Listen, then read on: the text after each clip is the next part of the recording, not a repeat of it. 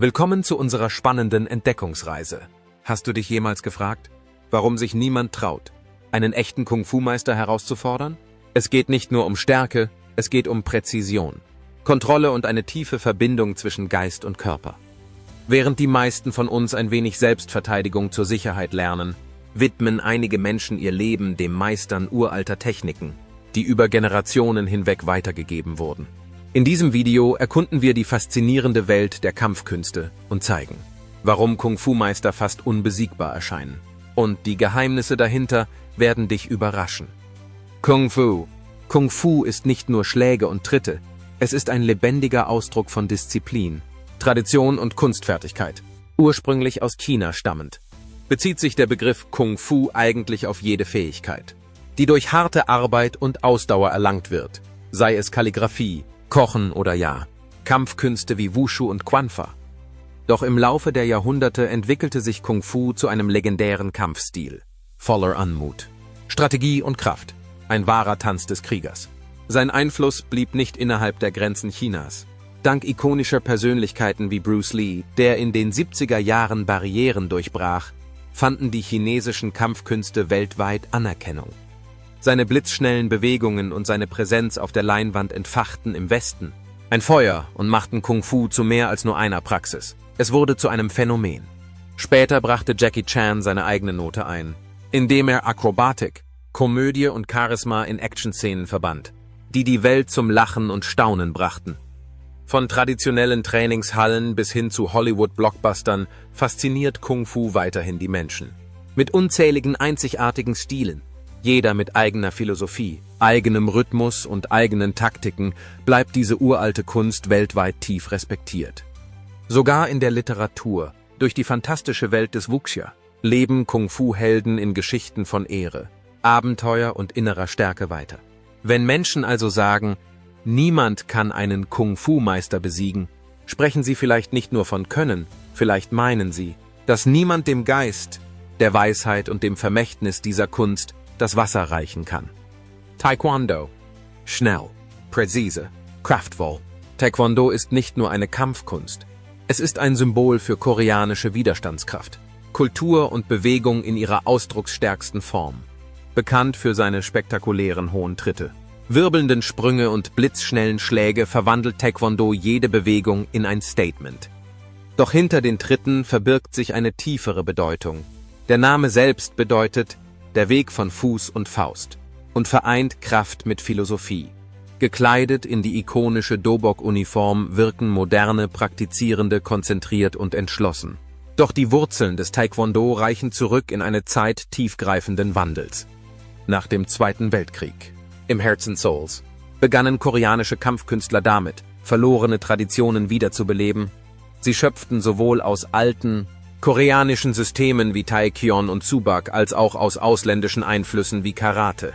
Aus dieser Verschmelzung entstand eine neue Generation von Kampfsportschulen, bekannt als Kwans, die formten, was später Taekwondo genannt werden sollte. Anfangs hatte jeder Kwan seinen eigenen Stil, seinen eigenen Bewegungsrhythmus. Doch mit der Zeit entstand ein einheitlicher Stil, einer, der sein Erbe ehrte und zugleich mutig in die Zukunft blickte. Und das zahlte sich aus. Heute steht Taekwondo stolz auf der Weltbühne als olympische Sportart und begeistert Zuschauer mit Anmut, Beweglichkeit und reiner Energie. Doch ob im Stadion oder in einem stillen Dojo, das Herz des Taekwondo bleibt dasselbe. Disziplin, Respekt und das Streben nach persönlichem Wachstum durch Bewegung. Ja, es ist aufregend anzusehen, aber die wahre Kraft des Taekwondo liegt nicht nur in den Tritten, sie liegt im Geist, der sie antreibt. Combat Sambo. Sambo ist eine sowjetische Kampfkunst, ein weit verbreiteter Kampfsport und eine anerkannte Form des Amateurringens, die gemeinsam mit dem griechisch-römischen Ringen und dem Freistilringen bei den Weltmeisterschaften im Ringen vertreten ist. Sambo ist ein vergleichsweise neues System, das in den frühen 20er Jahren des 20. Jahrhunderts vom sowjetischen NKWD und der Roten Armee entwickelt wurde, um die Fähigkeiten der Soldaten im Nahkampf zu verbessern. Es entstand als eine Verschmelzung der effektivsten Techniken aus verschiedenen Kampfsystemen. Viktor Spiridonov und Wassili Oschtschepkow gelten als die Begründer des Sambo. Ostschepkow lebte mehrere Jahre in Japan und studierte Judo bei Keino Jigoro, dem Begründer dieser Sportart. Nachdem er verdächtigt wurde, ein japanischer Spion zu sein, kam Ostschepkow infolge des großen Terrors im Gefängnis ums Leben. Im Jahr 1969 fand der erste Sambo-Weltcup statt. Dan, im Jahr 1975, erklärte Don Curtis, ein Mitglied des Olympischen Ringerkomitees der Vereinigten Staaten, dass die Russen Sambo-Ringen in das olympische Programm der Olympischen Spiele 1980 in Moskau aufnehmen würden. Allerdings wurde Sambo bei den Olympischen Sommerspielen 1980 in Moskau nur als Demonstrationssportart präsentiert. Karate. Karate ist eine japanische Kampfkunst, die im Ryukyu-Königreich entstand. Unter dem Einfluss chinesischer Kampfkünste, insbesondere Fuji und Weißer Kranich, entwickelte sie sich aus den einheimischen Ryukyu-Kampfstilen. Im Jahr 1879 wurde das Ryukyu-Königreich vom japanischen Kaiserreich annektiert.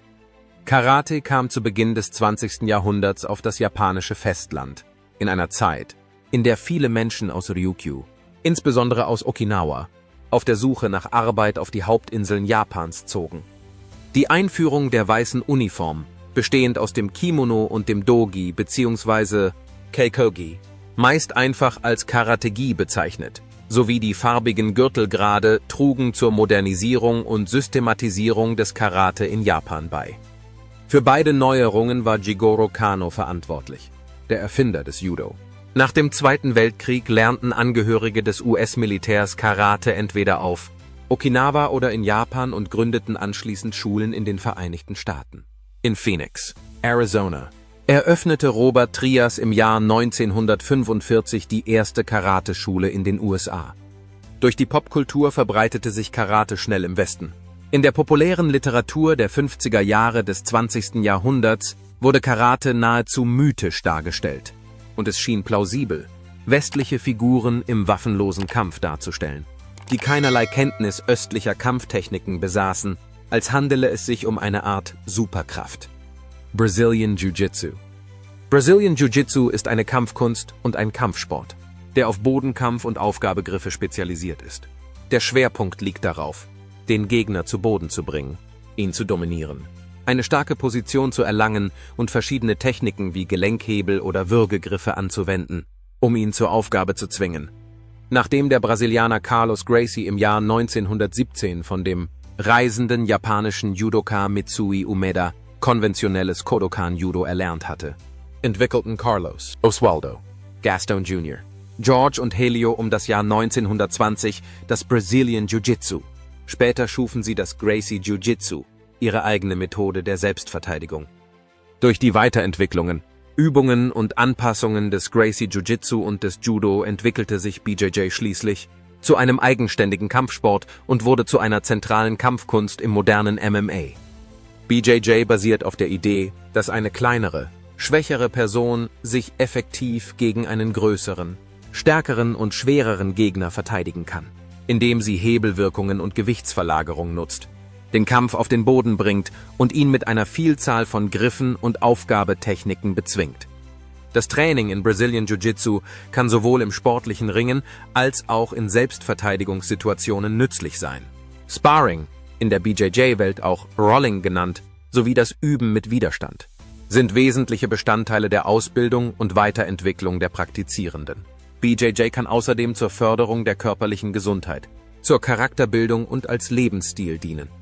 Marine Corps Martial Arts Program, MC-MAP. In der Welt von Disziplin, Widerstandskraft und maximaler Leistungsfähigkeit gibt es nur wenige Trainingssysteme, die so umfassend sind wie das des United States Marine Corps. Bekannt als Marine Corps Martial Arts Program oder kurz MC-MAP, ist es weit mehr als nur eine Methode der Selbstverteidigung.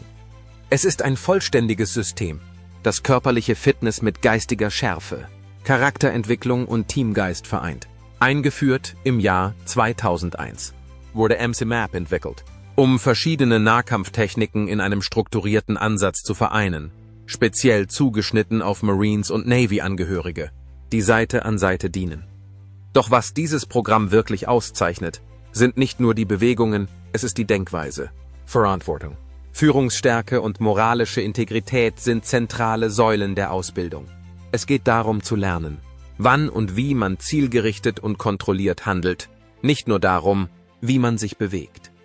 Die Wurzeln dieses Programms reichen tief und ziehen ihre Kraft aus Generationen von Kampferfahrungen, von frühen Boarding-Aktionen der Marines bis hin zum Grabenkrieg im 20. Jahrhundert. Mit der Zeit wurden aus historischen Lehren und modernen Konzepten etwas Einzigartiges geschaffen. Im Mittelpunkt steht ein starkes Motto: ein Geist, jede Herausforderung. Dieser Satz bringt die Essenz von MC Map auf den Punkt, dass wahre Stärke aus der Einheit von Körper und Geist entsteht. Im Rahmen der Ausbildung studieren Marines sogar legendäre Kriegerkulturen der Geschichte, von den disziplinierten Spartanern über die beweglichen Zulu bis hin zu den furchtlosen Marine Raiders. Nicht, um den Krieg zu verherrlichen, sondern um Disziplin, Strategie und die Werte zu verstehen, die einige der widerstandsfähigsten Gemeinschaften der Menschheitsgeschichte geformt haben.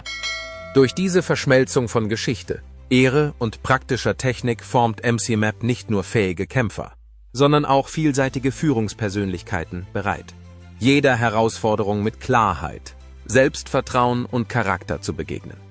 Muay Thai. Thailändisches Boxen. Muay Thai ist eine Kampfkunst und ein Kampfsport, der Schlagtechniken im Stand sowie Clinch-Techniken umfasst. Aufgrund des gleichzeitigen Einsatzes von Fäusten, Ellbogen, Knien und Schienbeinen wird diese Disziplin als die Kunst der 8 Gliedmaßen bezeichnet. Muay Thai erlangte internationale Anerkennung im späten 20. und frühen 21. Jahrhundert, als westlich geprägte thailändische Kämpfer an Kickbox- und Mixed-Rules-Kämpfen sowie an Muay Thai-Wettkämpfen auf der ganzen Welt teilnahmen. Die Ursprünge von Muay Thai lassen sich bis ins 16. Jahrhundert zurückverfolgen, als es von den Kriegern König Nerusans als Kampfkunst in Friedenszeiten praktiziert wurde. Simon de la Loubère, ein französischer Botschafter, der im Jahr 1687 von König Ludwig XIV. In das Königreich Siam entsandt wurde, beobachtete und berichtete über eine Muay Thai-Vorführung. Muay wurde zu einem Sport, bei dem Gegner vor Zuschauern kämpften, die zur Unterhaltung kamen, und zugleich blieb es eine praktische Kampfweise für echte Auseinandersetzungen. Muay-Kämpfe wurden zu einem immer wichtigeren Bestandteil lokaler Feste und Feierlichkeiten, insbesondere jener, die in Tempeln stattfanden. Die Kämpfer, die zuvor mit bloßen Fäusten gekämpft hatten, begannen, Hanfseile um ihre Fäuste und Unterarme zu wickeln. Silat. Silat ist ein Sammelbegriff für eine Gruppe traditioneller Kampfkünste aus dem südostasiatischen Raum Nusantara und angrenzenden geokulturellen Zonen. Es wurde in der Vergangenheit in Brunei, Indonesien, Malaysia, Singapur, Südthailand, den Philippinen und Vietnam praktiziert. Es existieren hunderte verschiedene Stile und Schulen dieser Kampfkunst, von denen sich die meisten auf Schläge, Gelenkmanipulation, Waffen oder eine Kombination daraus konzentrieren. Bestimmte Rituale können durchgeführt werden, um die Aufnahme eines neuen Schülers zu kennzeichnen. Fasten über mehrere Tage oder das Trinken von Kräutertee sind 2 Beispiele. Silatmeister haben niemals Gebühren für ihren Unterricht verlangt, obwohl ambitionierte Schüler Geld oder andere Geschenke spenden konnten. Diese Rituale werden heutzutage nicht mehr häufig praktiziert, insbesondere außerhalb Südostasiens. Dennoch sind sie in Indonesien gut erhalten geblieben, wie zum Beispiel bei einigen Silat-Schulen wie Silat Lintar, die ihr einzigartiges Initiationsritual beibehalten haben. Silat tauchte erstmals in indonesischen und malaiischen Schwarz-Weiß-Filmen in den 50er Jahren auf. Während der 50er und 60er Jahre produzierten die malaysischen Filmstudios Shaw Brothers und Cathay Chris über 40 erfolgreiche Filme mit Silat-Elementen. Es gab im Vorfeld kaum geplante Choreografien, und die Filme wurden nie als Action- oder Kampfkunstfilme vermarktet. Daher hatten die meisten Schauspieler jener Zeit keine Vorerfahrung in Silat, was heute weithin als unzureichende Darstellung der Kunst gilt. In den 70er Jahren jedoch gewann Silat im indonesischen Kino an Bedeutung, was zu professionelleren und authentischeren Darstellungen der Kunst in historischen sowie Actionfilmen führte. Ratno Timur und Advent Bangun waren bekannte indonesische Actionhelden in Silat-Filmen der 80er Jahre wie The Devil's Sword und Malaikat Bayangan. Arnis, die nationale Kampfkunst der Philippinen, ist eine reiche Mischung aus Rhythmus, Bewegung und Strategie, eine Disziplin, die durch Jahrhunderte kulturellen Austauschs und einheimischer Genialität geformt wurde. Obwohl viele Arnis mit traditionellen Stöcken oder handgeführten Werkzeugen verbinden, ist es weit mehr als das. Es umfasst eine breite Palette an Techniken, darunter Fußarbeit, Körpermechanik, Gelenkkontrolle und geschickte Nahkampffähigkeiten, je nach Stil und Herkunftslinie. Anders als manche Systeme mit starren Rängen oder formalen Schulen entwickelte sich Arnis organisch in alltäglichen Gemeinschaften. Über Generationen hinweg wurde es informell weitergegeben, von Lehrer zu Schüler, von Eltern zu Kind, oft durch Vorführung und mündliche Überlieferung. Deshalb lebt ein Großteil seiner Geschichte eher in Erzählungen als in Lehrbüchern weiter. Seine Wurzeln reichen zurück zu den indigenen philippinischen Kampfsystemen, die von verschiedenen Gruppen lange vor der Kolonialisierung praktiziert wurden. Mit der Zeit nahmen diese Techniken Einflüsse von Reisenden und Siedlern aus ganz Asien auf, darunter Stile aus Nachbarländern sowie Spuren des europäischen Fechtens, die während der spanischen Kolonialzeit eingeführt wurden. Das Ergebnis ist eine dynamische, anpassungsfähige Kunst, die Fließendes mit Präzision vereint. In Arnis werden Bescheidenheit und Zurückhaltung hoch geschätzt. Statt Titeln oder auffälligen Darbietungen werden die Praktizierenden oft dazu ermutigt, bodenständig zu bleiben und sich durch Disziplin, Geduld und Respekt vor ihren Vorgängern auf die wahre Meisterschaft zu konzentrieren.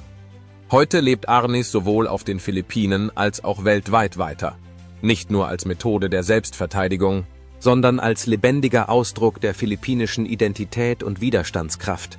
Ein Tanz aus Kultur, Verbindung und stiller Zuversicht. Balintawak Eskrima. Balintawak Eskrima, auch bekannt als Balintawak Arnis, ist ein einzigartiger und hochtechnischer Zweig der traditionellen philippinischen Kampfkünste.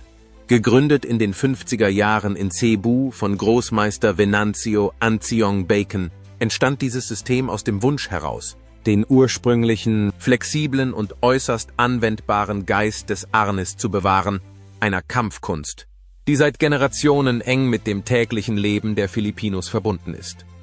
Der Name Balintawak stammt von einer kleinen Straße in Cebu, wo das System ins Leben gerufen wurde. Bereits im Jahr 1932 gründeten Meister aus den Familien Saavedra und Cañete den Doce Pares Club, einer der Wegbereiter der modernen Eskrima-Entwicklung. Venancio Bacon war eines der talentierten Gründungsmitglieder dieses Clubs und zeichnete sich durch seinen agilen, präzisen und innovativen Kampfstil aus. Balintawak Eskrima legt großen Wert auf Reflexe, Hand-Eye Coordination, Improvisation und ausgefeilte Techniken im Nahkampf. Die Trainingsmethode basiert hauptsächlich auf dem 1:1-Format.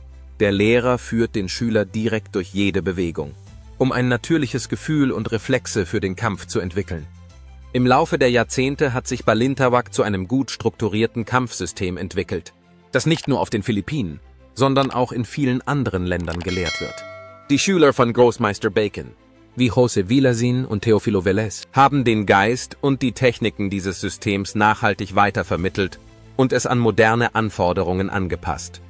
Heute ist Balintawak nicht nur eine Kampfkunst, sondern auch ein Symbol für Disziplin, Tradition und den Geist des ständigen Lernens, wobei jeder Schlag die Tiefe der philippinischen Geschichte und Kultur in sich trägt. Rough and Tumble. Haben Sie schon einmal von einer informellen Sportart gehört, die sich im 18. und 19. Jahrhundert quer durch Amerika verbreitete, bei der Ausdauer, Zähigkeit und ein kämpferischer Geist? Alles waren. Was zählte? In den frühen ländlichen Gemeinden, in denen es kaum feste Regeln und nur begrenzte Unterhaltungsmöglichkeiten gab, griffen die Menschen oft zu körperlichen Auseinandersetzungen, um Streitigkeiten beizulegen oder ihren Mut unter Beweis zu stellen. Dies waren keine Kampfkünste im heutigen Sinne, sondern vielmehr primitive duellartige Konfrontationen ohne klare Regeln. Heute blicken wir auf Rough and Tumble als ein interessantes Kapitel der amerikanischen Volksgeschichte zurück. Eine Zeit, in der Menschen durch Körperkraft ihren Wert unter Beweis stellen wollten. Auch wenn es solche Auseinandersetzungen heute nicht mehr gibt. Zeigen sie doch, wie Menschen einst nach Respekt und Ansehen in der Gemeinschaft suchten, durch unkonventionelle Herausforderungen. Und aus diesen Kämpfen bleibt eine Botschaft bestehen, die auch heute noch gilt. Wille, Mut und Widerstandskraft sind immer ehrenwerte Eigenschaften, ganz gleich, wie sie in der jeweiligen Epoche zum Ausdruck kommen. Val Tudo. Haben Sie schon einmal von einer einzigartigen Wettkampfform in Brasilien gehört? bei der der Kampfgeist und die Kreativität in den Kampfkünsten bis an ihre Grenzen getrieben werden? Vale Tudo, was auf Portugiesisch »alles ist erlaubt« bedeutet, war eine informelle Art von Kampfsportwettkampf, die Anfang des 20. Jahrhunderts entstand. Ursprünglich aus Vorführungen in brasilianischen Zirkussen hervorgegangen, entwickelte sich Vale Tudo rasch zu einem besonderen Teil der lokalen Sportkultur, in dem Kampfkünstler verschiedenster Disziplinen aufeinandertreffen, um ihre Fähigkeiten und Ansätze zu demonstrieren. Von kleinen Dojos in Rio de Janeiro bis hin zu lokalen Veranstaltungen im ganzen Land entstand nach und nach eine enge Gemeinschaft mit einem Geist des Lernens, des Testens und der kreativen Weiterentwicklung der Kampfkünste. Die Mischung aus Jiu-Jitsu, Luta Livre und vielen anderen Stilen schuf ein Umfeld voller Experimente und technischem Austausch. Heute haben viele Elemente aus Vale Tudo zur Grundlage moderner Kampfsportwettkämpfe beigetragen. Auch wenn es nicht mehr so populär ist wie einst, lebt sein Geist weiter. Im Prinzip der Offenheit des Lernens und der Kreativität. Das Kampfsportbegeisterte auf der ganzen Welt als grundlegend ansehen. Ninjutsu.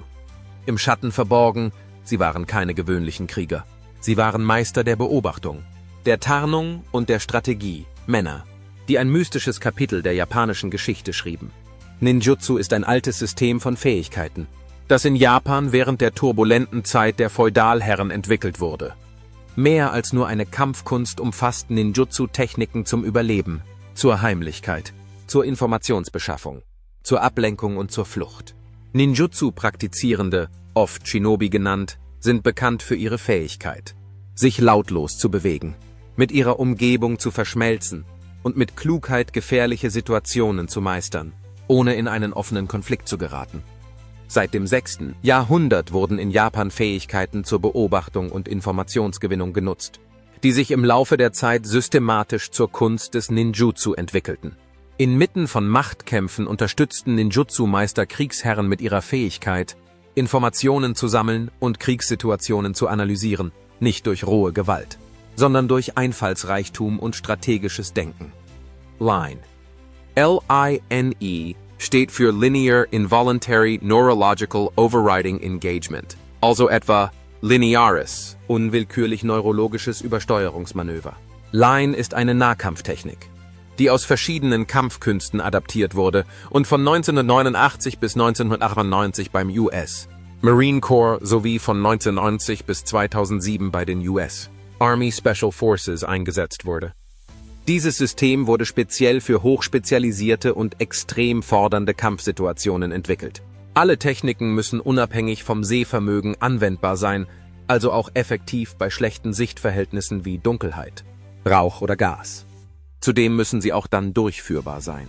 Wenn der Kämpfer geistig und körperlich erschöpft ist, vollständige Gefechtsausrüstung trägt und die Methoden müssen den Gegner tödlich ausschalten können.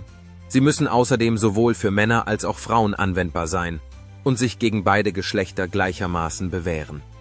Diese Anforderungen orientieren sich an den realistischsten Bedingungen, denen ein Marine oder Soldat im Nahkampf ausgesetzt ist, denn die meisten Gefechte auf kurze Distanz finden bei Nacht oder schlechter Sicht statt, während der Kämpfer erschöpft ist, seine volle Ausrüstung trägt und möglicherweise einer zahlenmäßigen Übermacht gegenübersteht. Krav Maga. Krav Maga ist ein modernes Selbstverteidigungssystem, das darauf ausgelegt ist, flexibel und effektiv auf reale Gefahrensituationen zu reagieren. Es handelt sich nicht einfach um eine Kampfkunst, sondern um eine gezielte Kombination von Techniken aus dem Boxen, Ringen, Judo, Aikido und Karate, reduziert auf das Wesentliche, aber optimiert für maximale Verteidigungsfähigkeit. Die Ursprünge von Krav Maga reichen bis in die Mitte des 20. Jahrhunderts zurück. Damals erkannten Pioniere, dass traditionelle Kampftechniken angepasst werden mussten, um auch in unvorhersehbaren Situationen effektiv bestehen zu können. Der Begründer, mit einem soliden Hintergrund im Boxen und Ringen, entwickelte aus seinen praktischen Erfahrungen ein System, das leicht erlernbar und unmittelbar anwendbar ist. Besonders geeignet ist es für Menschen, die in Notfällen schnell und entschlossen handeln müssen.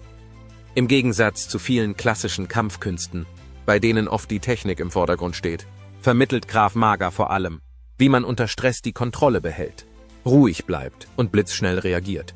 Heute wird die Methode weltweit gelehrt. Von privaten Kursen bis hin zu intensiven Trainingsprogrammen für Sicherheitsdienste und Personenschützer. Jeet Kune Do. Jeet Kune Do ist eine hybride Kampfkunst, die stark von der Philosophie und den persönlichen Erfahrungen des legendären Kampfkünstlers Bruce Lee geprägt wurde. Bruce Lee entwickelte Jeet Kune Do aus seiner praktischen Auseinandersetzung mit unbewaffnetem Kampf und Selbstverteidigung. Zunächst hatte Lee zahlreiche traditionelle Kampfstile studiert und im Jahr 1962 sein eigenes System namens Yun Fan Kung Fu formalisiert. Doch nach einem bekannten Kampf gegen Wong Jack Man im Jahr 1954 erkannte Lee die Begrenzungen starrer Kampfsysteme. Er wandte sich von seinem ursprünglichen Stil ab und beschloss, seine Techniken weiterzuentwickeln, jenseits aller festen Regeln. 1966 stellte Lee die Grundphilosophie von Jeet Kune Do vor. Dabei ging es nicht darum, ein System durch das Anhäufen unzähliger Techniken zu schaffen, sondern vielmehr darum, das Wesentliche zu bewahren und Überflüssiges loszulassen. Er verglich diesen Prozess mit einem Becher, der immer wieder gefüllt und geleert wird. Ein Bild, das stark vom Zen-Buddhismus beeinflusst ist. Im Gegensatz zu traditionellen Kampfkünsten ist Jeet Kune Do kein starrer Stil, sondern eine Philosophie mit klaren Leitprinzipien. Efficiency, Schnelligkeit und der richtige Moment stehen im Mittelpunkt. Der Name selbst, der Weg der abfangenden Faust, verweist auf das Prinzip, den Gegner genau in dem Moment zu treffen, indem er selbst zum Angriff ansetzt. Systema. Systema ist ein russisches System für körperliches Training und Selbstverteidigung, das sich grundlegend von traditionellen Kampfkünsten unterscheidet. Anstelle starrer Formen und fester Regeln legt Systema den Fokus auf Bewegungsfreiheit, Anpassungsfähigkeit in unvorhersehbaren Situationen sowie Atemkontrolle zur Steuerung von Körper und Emotionen. Seit den 1990er Jahren entstanden verschiedene Schulen des Systema, die sich jeweils auf ihre eigene Weise entwickelten, doch sie alle teilen gemeinsame Grundprinzipien: Einfachheit, Effektivität und Individualität. Anstatt festgelegte Bewegungsabfolgen auswendig zu lernen, werden Praktizierende darin geschult, Drucksituationen intuitiv zu spüren und natürlich darauf zu reagieren. Die Beliebtheit von Systema reicht inzwischen über das reine Training hinaus. In zahlreichen Filmen und Fernsehserien wird es genutzt, um Actionszenen realistischer wirken zu lassen. Einige bekannte Schauspieler trainierten Systema, um sich auf Rollen mit besonders flexiblen Bewegungsanforderungen und hoher Körperkontrolle vorzubereiten. Auch in Videospielen und bei fiktiven Charakteren finden sich Anleihen an diesen fließenden, aber äußerst effektiven Stil. Das wohl markanteste Merkmal von Systema ist, dass es sich nicht auf starre Bewegungen beschränkt. Stattdessen lernen Praktizierende Adem, Haltung, Bewegung und innere Haltung situativ zu vereinen. Systema verfolgt ein ganzheitliches Ziel. Es verbessert nicht nur die Selbstverteidigungsfähigkeiten, sondern fördert auch die körperliche und mentale Gesundheit. Okichita. Okichita ist eine einzigartige Kampfkunst, die von den Kampf- und Überlebensfähigkeiten des Volkes der Plains Cree inspiriert ist, eine der ältesten indigenen Gemeinschaften Kanadas. Sie wurde von Meister George J. Lapine entwickelt und gelehrt, einem Mann mit Cree- und Métis-Abstammung aus Manitoba. Schon in jungen Jahren wurde Lapine mit traditionellen Techniken wie Armdrücken, Naturbeobachtung, Fährtenlesen und körperlichem Training zur Anpassung an die Wildnis vertraut gemacht. Später studierte er viele moderne Kampfkünste wie Judo, Taekwondo und Hapkido und kombinierte das Beste aus beiden Welten, traditionell und modern, um im Jahr 1997 Okichita zu gründen. Im Gegensatz zu vielen westlichen Kampfsystemen konzentriert sich Okichita nicht nur auf Kampffähigkeiten, sondern legt auch Wert auf Überlebensdenken, schnelle Urteilsfähigkeit und die Fähigkeit, sich jeder Situation anzupassen. Die Praktizierenden lernen, auf simulierte Situationen in realen Umgebungen zu reagieren, durch Techniken wie intelligentes Bewegen, Ausweichen, Festhalten, Niederwerfen oder das effektive Umlenken eines Angriffs. Der Name Okichita stammt vom Cree-Wort Okichitawak, einem ehrenvollen Titel, der jungen Menschen verliehen wird, die Mut, Selbstverteidigung und positive Beiträge für ihre Gemeinschaft zeigen.